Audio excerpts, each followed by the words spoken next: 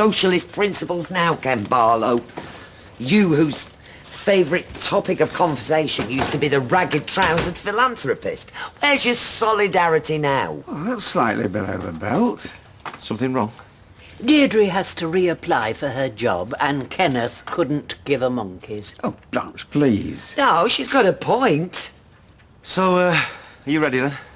Sorry to hear that, Deirdre. Oh, well, at least it means I can come to your meeting with you now. Oh. Meeting? Yeah, Peter's going to an open meeting and Deirdre and I are going to offer him support. Oh, you won't like it, Blanche. It's just a load of people sat round in a circle talking about the problems, that's all. Anything's got to be better than loose women. And then, when I was about 10, my mum became the licensee of this pub. We were dead excited about it at the time, because it meant we were going to have to live in, and the upstairs flat was dead nice. But, well, you know, looking back, that's where the rot set in. Go on, Ross. You're doing really well. To try and escape a fella's advances. Late at night, I used to come downstairs and help myself to the stock. I worked out that if I lay on the back bar, I could press the optics and the booze would just pour straight in my mouth, and then nothing hurt anymore. Once I admitted that I was pretty much powerless over alcohol and that my life had indeed become completely unmanageable. See? I've got the jargon. Then I was only 12 steps away from serenity, and with God's help, or whoever it is up there who's keeping an eye on me, that's how I want it to be for the rest of my life. And it will be. Have you finished? Yes.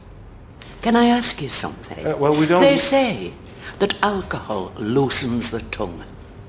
Well, you must have talked 10 to the dozen with drink inside you. Or did you get tanked up in Mother! order to...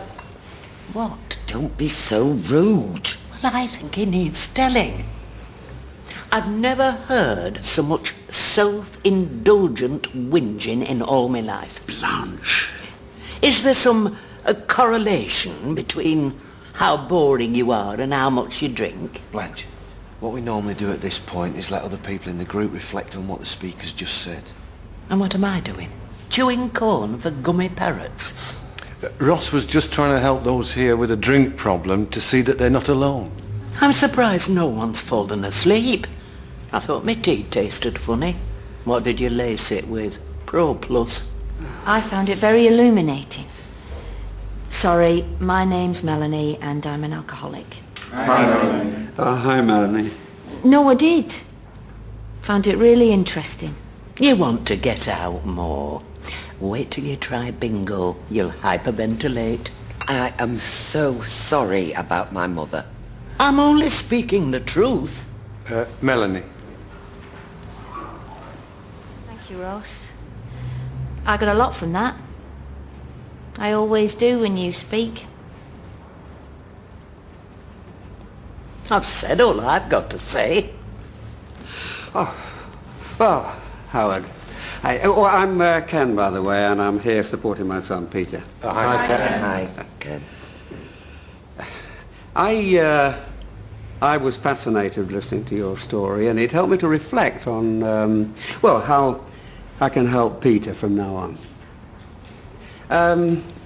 Hope this doesn't offend you, Ross, but I think what was lacking from your life was trust.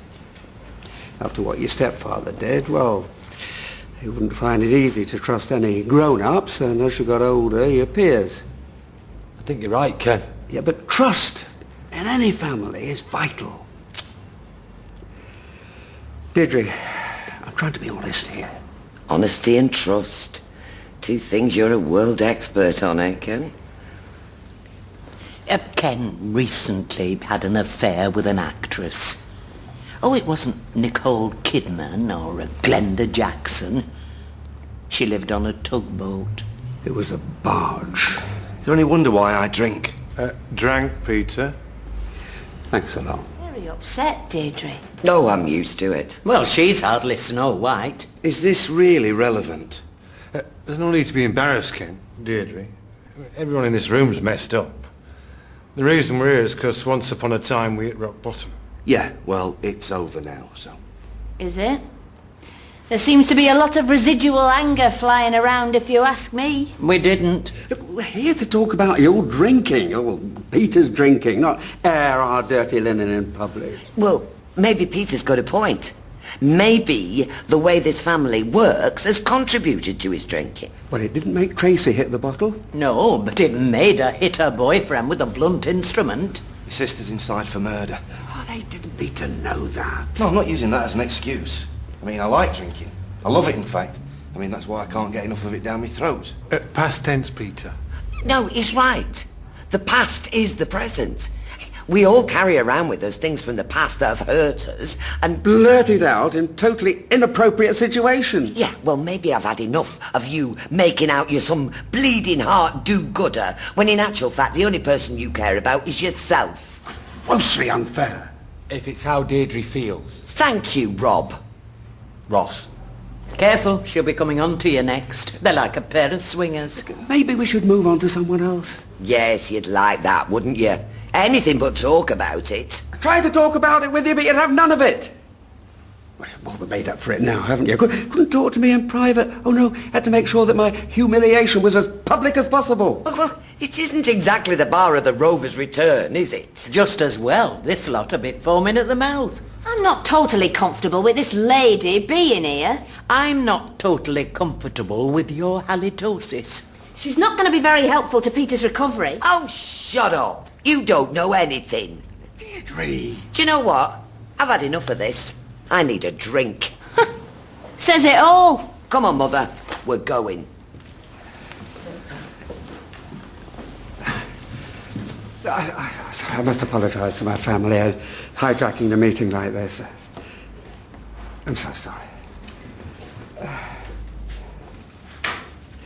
You know, you're not alone. I've messed up my life, all because of selfishness.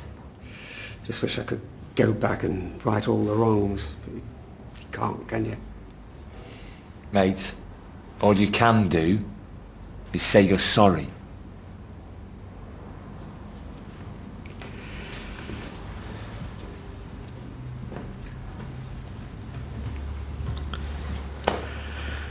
You see, Howard, Ross, everyone, whichever way you look at it, I'm screwed.